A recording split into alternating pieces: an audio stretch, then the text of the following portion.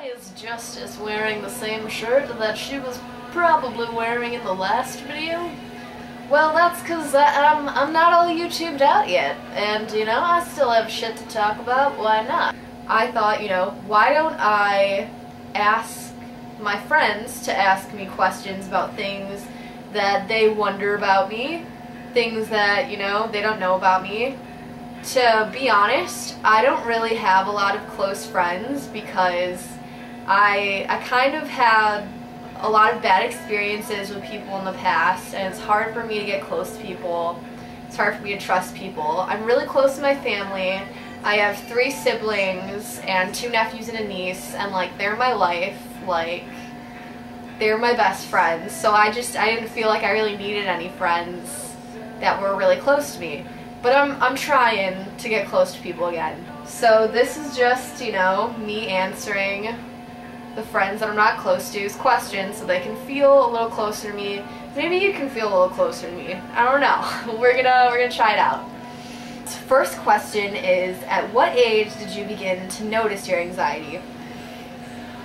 Probably at age like 3. I would go to family events and I would not talk to anyone but my mom and my sister.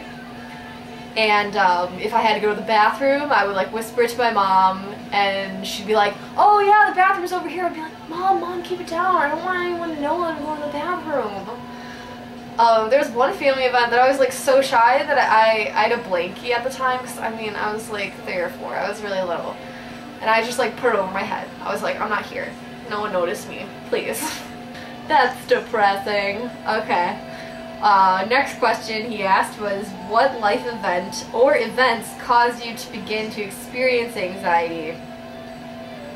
And why do you think these events became the cause of your anxiety? Well, the most anxious events that I've been through is a lot from guys, because I've had a lot of boyfriends, and some of them were really nice, but most of them kind of treated me like shit, and it made me anxious to get close to guys in any way, and, you know, it just became really hard for me. And also with, like, friends, I'd had a lot of friends who would just, like, stab me right in the back, got me right in the heartstrings, and, you know, that made me hard to get close to anyone. And when I was little, like, me and my sister have a really good relationship now, but when I was little, she would kind of just take every little thing I did. Like, I'm kind of weird, and I was even a weirder kid, so she would just, like, make fun of me a lot, and I just kind of didn't have a lot of self-esteem, so that probably made me nervous about a lot of things. Next question is, what does your anxiety feel like? What is it like to experience it? Well, it fucking sucks. It's just either my heart will beat really fast or I won't feel it beating at all. I'll breathe really fast, or I feel like I don't want to breathe at all. I'll kind of just want to go in my room under my covers and listen to my emo music, or escape in a horror movie, you know. Next is, have you found anything that helps an anxiety attack? If I'm not in a public place doing anything, then I like to turn my anxiety and whatever bad feelings I'm feeling into something better, whether it's a YouTube video, or a painting, or a song, or a story. I just like to take all that pain out on something productive, and it makes me feel a lot better. Do you ever try to step out of your comfort zone? Yeah, that's kind of why I'm on YouTube, because it is outside of my comfort zone, and it makes me feel like I can actually do shit that I'm scared of. What do you feel is the biggest struggle you face due to anxiety? Just like the thought of failure, because that's what gets me the most, you know? Like, no one likes to be wrong, no one likes to suck at things, you know, and be embarrassed. But, I mean, it's life, and I know it's gonna happen eventually. I'm not gonna be good at everything. Alright, you get to have dinner with 3 people, dead, alive, real, or imaginary. Alright, first dead person, Marilyn Monroe, because I want to see how, like, she dealt with, like, sleeping with so many guys. Kind of, like, when it happens sometimes, you just kind of feel like a robot, and I want to know, like, as a woman, how she dealt with that. The next, real, Chris Pratt, because he's fucking funny. I would just like to hear his, like, random ramble, because it would be hilarious. Imaginary, probably Jinx from League of Legends, because I feel like whatever she talks about would just be fucking insane, and like somehow like a fighting sequence would pop in, and that would just be cool. Given the choice, how would you choose your last day on Earth to go? Well, I'd definitely go to Disney World, because I've never fucking been there. I would have hella sex, eat hella food, meet my favorite band, go to a haunted place, and yeah. And, how would you go out, it says. Let's see. I'd probably like to, like, jump off of something really high into, like, the sea, because that's just a beautiful death. Like, that's, I would never do that unless it was, like, the last day, but I might even not die. I might just be like, let's see if this goes out and if this is even the last day, because, like, 2012 came and nothing happened, so I don't know. Alright, why do you think it is that people have certain fears and others don't? I think some people know about more things than other people do, and it's scary to less people, you know? When I was a kid, I knew so much about everything because I had seen so many movies that, like, nothing really scared me. So, yeah. Sorry if my camera's a little sideways and repositioned. It turns out I didn't have that much memory left because this camera kind of sucks that way. But yeah, so I'll continue now. Question number 2 from that person.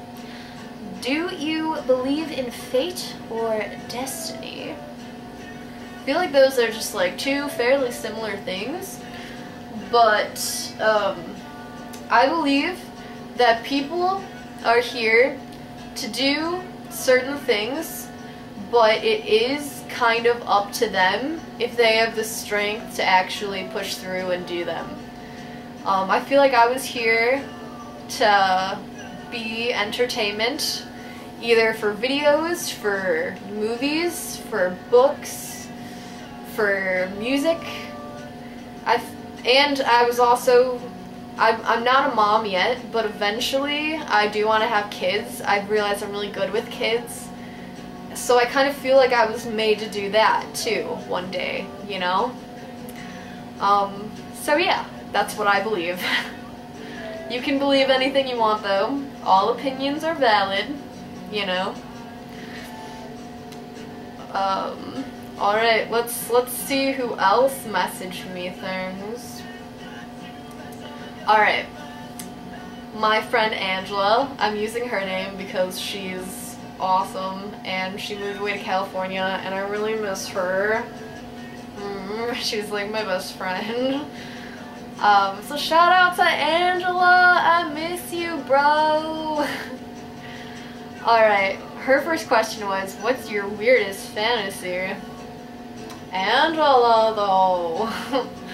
I guess? Okay, like, don't judge me.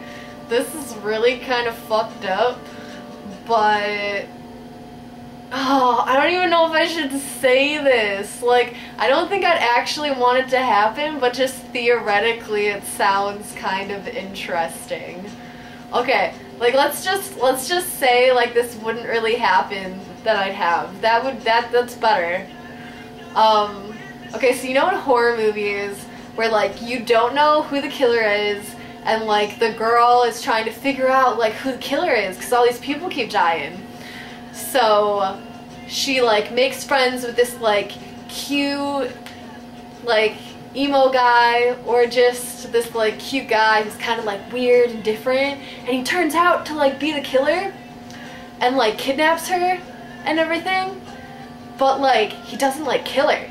Like all he says is like, oh, I'm in love with you and I've been in love with you for so long and like blah blah blah. Like I wouldn't actually want it to happen, but like just the thought that someone could like love you that much is kind of like cool to think about. Alright, I told you I was weird. Alright, the next question is, if you were born into a rich family, how would you be different? Alright, yeah, let's be honest, I was not born into a rich family. I'm the last child of 4 children, and my parents started off young, so, and they didn't go to college, so they didn't have a lot of money to their name. I feel like the people that I know that do have a lot of money, around here at least, are like really spoiled. I feel like I would have been pretty spoiled. I would have like stomped my foot a lot more. Probably wouldn't be as open-minded. But I don't know, maybe that's just from a poor person's perspective. There are probably some cool rich people out there. I just really haven't met any yet. Maybe one day. We'll see. Question 3. What's your favorite romantic memory? Angela, hitting me with the feels. I don't really want to remember my favorite romantic memory because it hurts still. I guess all of my favorite romantic memories were with my first love. He was like my first everything, I was his first everything. We were each other's first times. We were like secretly engaged at like 16 or 17. I had a ring. It was crazy. We were 2 crazy kids in love. I don't know. I guess just like being with him in general was my favorite romantic memory. Like whenever we were together, even when we were emotional, it was okay, because like we could both be messes with each other, because like we just both get each other that, well, we got each other that much. We don't really talk anymore, sadly. But yeah, and we just kind of accepted each other for who we are, and I think that's really good in a relationship. I think my favorite memory though was when me and him were both sick, because whenever we'd get sick, the other one had to get sick. We'd always be like making out or something. Like that's just how we were.